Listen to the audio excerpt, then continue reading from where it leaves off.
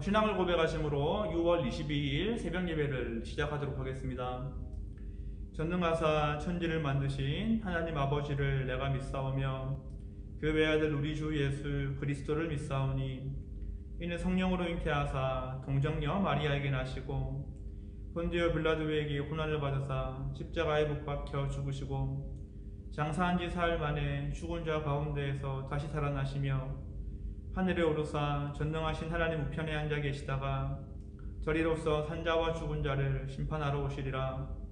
성령을 믿사오며 거룩한 공예와 성도가 서로 교통하는 것과 죄를 사하여 주시는 것과 몸이 다시 사는 것과 영원히 사는 것을 믿사옵나이다. 아멘. 주님 감사합니다. 오늘도 우리에게 생명의 말씀을 허락하여 주시옵시고 우리가 오늘 하루 살아갈 때에도 내 생각과 내 마음을 의지하는 것이 아니라 주님의 말씀에 순종할 수 있도록 우리에게 은혜를 허락하여 주시옵소서. 또 간절히 바라옵기는 성도님들의 모든 직장과 가정과 사업장을 붙잡아 주셔서 주님의 은혜를 허락하여 주시옵시고 우리가 모든 상황과 환경 가운데 주님을 모시고 승리할 수 있도록 우리와 함께 동행하여 주시옵소서.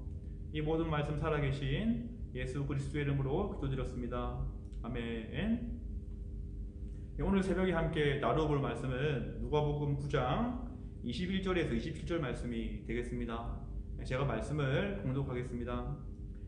경고하사 이 말을 아무에게도 이르지 말라 명하시고 이르시되 인자가 많은 고난을 받고 장로들과 대제사장들과 서기관들에게 버림받아 죽임을 당하고 제3일에 살아나야 하리라 하시고 또 무리에게 이르시되 아무든지 나를 따라오려거든 자기를 부인하고 날마다 제 십자가를 지고 나를 따를 것이니라. 누구든지 제 목숨을 구원하고자 하면 잃을 것이요 누구든지 나를 위하여 제 목숨을 잃으면 구원하리라. 사람이 만일 온 천하를 얻고도 자기를 잃든지 빼앗기든지 하면 무엇이 유익하리요. 누구든지 나와 내 말을 부끄러워하면 인자도 자기와 아버지와 거룩한 천사들의 영광으로 올 때에 그 사람을 부끄러워하리라. 내가 참으로 너희에게 이르노니 여기 서 있는 사람 중에 죽기 전에 하나님의 나라를 볼 자들도 있느니라. 아멘. 언제부터 우리나라에서는 꽃길만 걸으세요라는 말이 유행하기 시작했습니다. 작년에는 이 유행어를 제목으로 드라마도 만들어졌는데 많은 사람들이 각자의 행복을 바라는 마음이 있기 때문에 이러한 말을 많이 사용하는 것이겠죠. 그런데 이 말을 영적인 측면으로 한번 가져와 본다면 그리스도인들에게는 크게 해당 사항이 없는 것처럼 느껴집니다. 그 이유는 그리스도인들은 꽃길을 걸어가는 자들이 아니라 좁은 길을 걸어가는 자들이기 때문이고 날마다 자기를 부인하며 자기 십자가를 지고 예수님을 따르는 사람들이기 때문이다라는 것이죠. 예수님께서는 베드로의 신앙 고백이었던 예수님은 하나님의 그리스도이십니다라는 말을 들으신 후에 이제 진정한 메시아와 구원주로서 본격적으로 무슨 일을 하실지에 대해서 말씀을 해주시고 있습니다. 그런데 예수님이 하신 말씀은 많은 사람들의 예상과는 너무나도 다른 내용이었다는 것이죠. 당시 사람들이 예수님을 통해서 기대했던 것은 바로 무엇이었습니까? 정치적인 해방이었고 가난과 아픔으로부터의 완전한 해방이었습니다. 선택받은 이스라엘 백성들이 회복되어서 로마를 비롯한 다른 이방 나라들 위해 군림하게 되는 것이 이스라엘 사람들의 목적이었다라는 것이죠. 그런데 지금 예수님은 전혀 다른 말씀을 하고 계시다라는 것입니다. 그 내용이 22절 말씀에 기록이 되어 있죠. 22절 말씀의 내용을 우리가 살펴보면 예수님의 말씀은 인자가 버림받아 죽게 된다라는 것이었고 제3일 만에 다시 살아나게 된다라는 그러한 내용이었습니다. 인자는 당연히 예수님을 의미하는 것이겠죠. 즉 예수님은 자신의 죽음이 필연적일 수밖에 없다는 것을 제자들에게 선언하신 것이었습니다. 왜 예수님은 제자들에게 고난과 죽음에 대해서 말씀을 하셨던 것일까요? 바로 자신의 죽음을 통해서만이 마귀의 영적 지배 아래 놓여있는 영혼들을 구해낼 수 있었기 때문이었습니다. 사람들이 원하던 것은 눈에 보이는 정치적인 해방이었고 승리의 모습이었지만 예수님이 이루실 일은 그러한 것이 아니었다라는 것입니다. 주님이 이루실 일은 영적인 것이었고 더 고차원적인 거룩한 구원이었다라는 것이죠. 이것이 하나님의 구원 계획이었는데 이를 위해서 예수님이 죽으셔야만 했던 것이었습니다. 그런데 왜 예수님이 고난받고 왜 죽어야만 했던 것이었을까요? 그 이유는 죄 없는 한 사람이 인류를 위해서 모든 죄를 담당해야 했기 때문이었습니다. 그래서 예수님은 흠없는 어린 양이 되셔야만 했던 것이었죠. 우리가 살아가는 이 땅에는 죄가 없는 사람이 단 한 명도 없다는 것을 우리는 너무나도 잘 알고 있습니다. 모두가 첫째 아담에게 속해 있는 존재들이기 때문인 것입니다.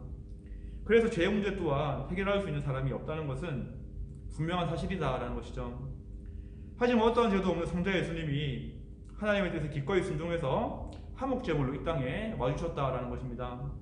이것이 죄에 빠져있는 모든 인류를 구원하시기 위한 하나님의 구원 계획이었던 것이었죠. 그렇게 우리는 구원받게 된 것이고 예수님을 그리스도라고 고백할 수 있게 되었다라는 것입니다. 그래서 예수님은 베드로가 하나님의 그리스도입니다라는 신앙 고백을 했을 때에 죽음과 고난에 대해서 그리고 부활에 대한 구원 사역을 말씀하셨다라는 것이죠. 그런데 여기서 끝난 것이 아니었습니다. 예수님이 이 땅의 모든 죄인을 위해서 죽으러 왔다는 것을 알게 되고 내 영혼의 구원자이며 주인이라는 사실을 진정으로 알고 고백하게 된 자들이라면 삶의 모습 가운데 두 가지 모습이 있어야 한다고 주님은 분명하게 말씀을 하고 계십니다. 23절 말씀을 제가 읽어보도록 하겠습니다. 또 무리에게 이르시되 아무든지 나를 따라오려거든 자기를 부인하고 날마다 제 십자가를 지고 나를 따를 것이니라. 아멘. 예수님이 첫 번째로 말씀하신 것은 자신을 부인하는 모습을 가지는 것이었고, 두 번째는 자기 십자가를 지고 주님을 따르는 것을 주님께서는 말씀하셨던 것이었습니다. 그렇다면 주님께서 첫 번째로 말씀하신 자신을 부인하는 것은 과연 어떠한 의미였을까요? 바로 이러한 뜻이 되겠죠.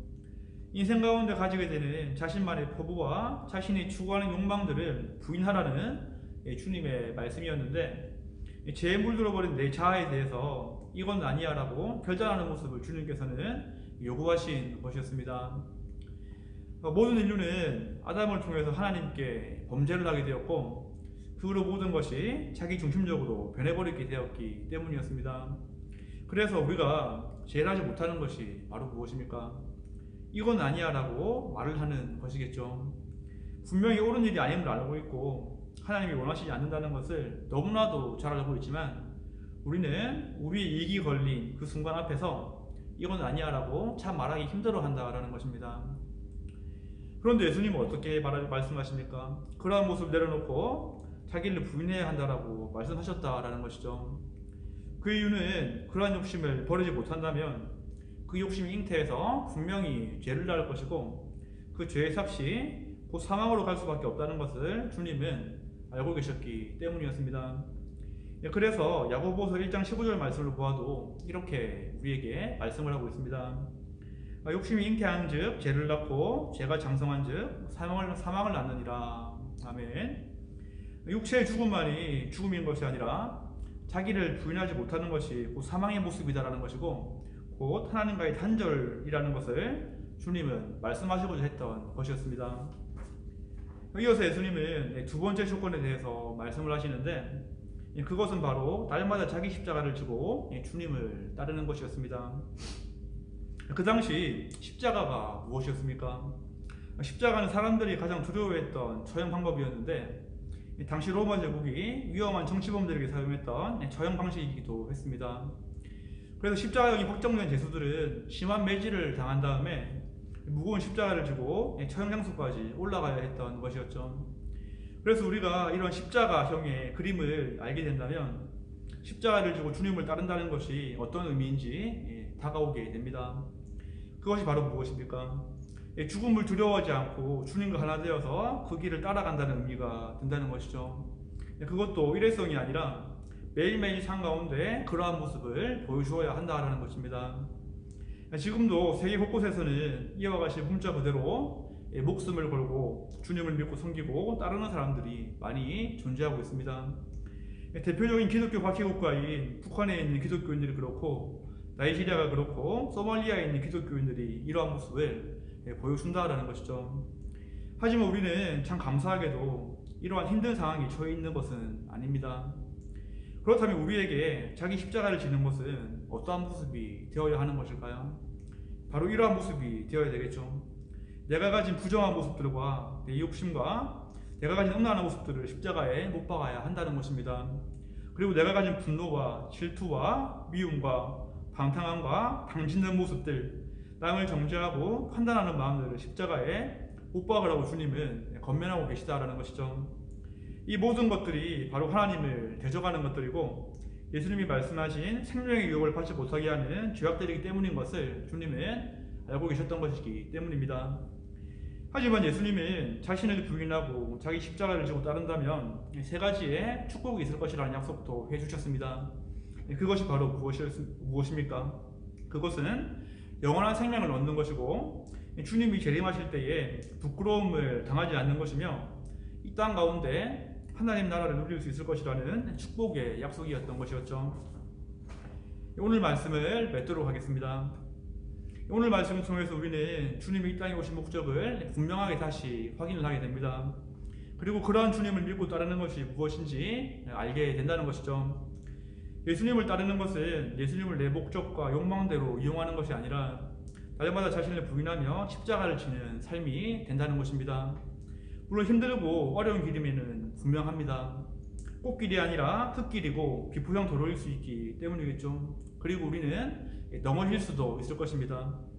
하지만 우리는 다시 일어나서 그 길을 걸어갑니다. 그 이유가 무엇입니까? 그 길이 비록 힘든 길이지만 영원한 생명으로 주님이 초대해 주시는 길임을 잘 알고 있기 때문인 것이죠. 오늘도 삶의 시간들 가운데 내 모습을 부인하고 자기 십자가를 지는 모든 분들이 되기를 바라겠습니다. 분명히 어려울 수도 있지만 성령님의 도우심을 구함을 통해서 영원한 꽃길을 향해서 걸어갈 수 있는 모든 분들이 되기를 주님의 이름으로 축원하겠습니다. 기도하겠습니다. 주님 감사합니다. 오늘은 말씀을 통하여서 정말 주님의 이 땅에 오신 목적을 우리가 다시금 마음속에 새길 수 있도록 해주시면 감사합니다. 우리가 주님을 따르는 것이 너무나 쉽게 생각하는 것이 아니라 정말로 날마다 자신을 부인하며 자기 십자가를 질 수 있도록 주님께서 은혜를 허락하여 주시옵시고 정말 우리 제약된 모습들을 바라보면서 자기 부인과 자기 십자가의 모습으로 주님을 닮아갈 수 있는 모습들로 회복될 수 있도록 우리와 함께 하여 주시옵소서. 그것이 생명의 길임을 알기에 우리는 포기하지 않습니다. 날마다 우리가 힘든 길을 가고 있지만 주님의 도우심을 구함을 통하여서 십자가의 길을 걸어갈 수 있도록 하여 주시옵시고 정말로 그 최후의 승리를 얻을 수 있는 그러한 은혜를 받을 수 있도록 우리 삶 가운데 임재하여 주시옵소서. 이 모든 말씀 살아계신 예수 그리스도의 이름으로 기도드렸습니다. 아멘. 주기도문하심으로 새벽 예배를 마치도록 하겠습니다. 하늘에 계신 우리 아버지여, 이름이 거룩히 여김을 받으시오며 나라가 임하시오며 뜻이 하늘에서 이루어진 것 같이 땅에서도 이루어지이다. 오늘 우리에게 일용할 양식을 주시옵고 우리가 우리에게 죄 지은 자를 사하여 준 것 같이 우리 죄를 사하여 주시옵고 우리를 시험에 들게 하지 마시옵고 다만 악에서 구하시옵소서. 나라와 권세와 영광이 아버지께 영원히 있사옵나이다. 아멘.